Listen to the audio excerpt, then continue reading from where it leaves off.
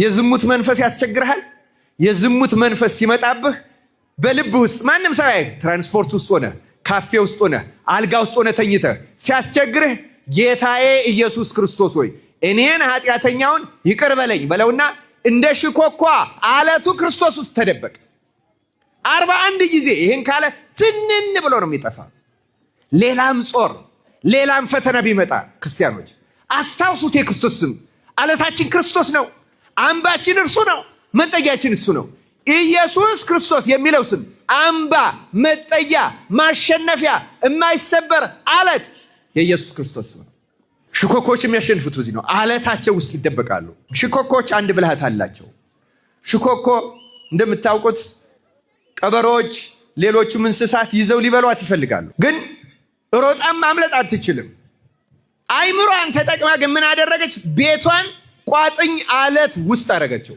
አንበሳው ቢያጓራ፣ ተኩላው ቢጮህ፣ ቀበሮው ቢያሽካካ አለቷ ውስጥ ከገባሽ በኋላ የሚያገኛት የለም፣ ታሸንፈዋለች። ቅዱስ ጳውሎስ እንዳለው ደም እስከምናፈስ ድረስ ልንጋደል ይቅርና ቅዳሴ ማስቀደስ እንኳን ያቃተን ደካሞች ነን።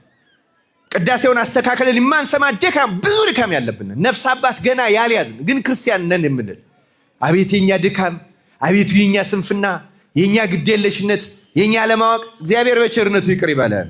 ሊበላት የሚፈልግ ብዙ አውሬ አለ። ግን አለቱ ውስጥ ከገባች በኋላ አለቱ ሰብሮ ሊበላት ማንም አይችልም። አንበሳም አይችልም፣ ተኩላም አይችልም፣ ነብርም አይችልም፣ ቀበሮም አይችልም፣ ማንም አይችልም። ሰውም ቢሆን አለቱ ሰብሮ ሊይዛት አይችልም። በብልሃት ታሸንፋለች፣ በጥበብ ታሸንፋለች። ክርስቲያኖችም እንደዛ ነን። ክርስቲያኖች አለት የተባለው ለኛ ማን ነው ታውቃላችሁ? ትዝ ይላችኋል? በመጽሐፍ ቅዱስ አለት የተባለው ቅዱስ ጳውሎስ አንደኛ ቆሮንቶስ ምዕራፍ 10 ቁጥር 4 ላይ ሁሉም አለ ከዚያ ይከተላቸው ከነበረው ከአለቱ ከሚፈልቀው ውሃ ጠጡ አለና ያም ማለት ክርስቶስ ነበረ ይላል። ያም ማለት ማን ነበረ? ተነጋ አለቱ ማን ነበረ? የክርስቲያኖች የማይሰበር አለት መጠጊያችን።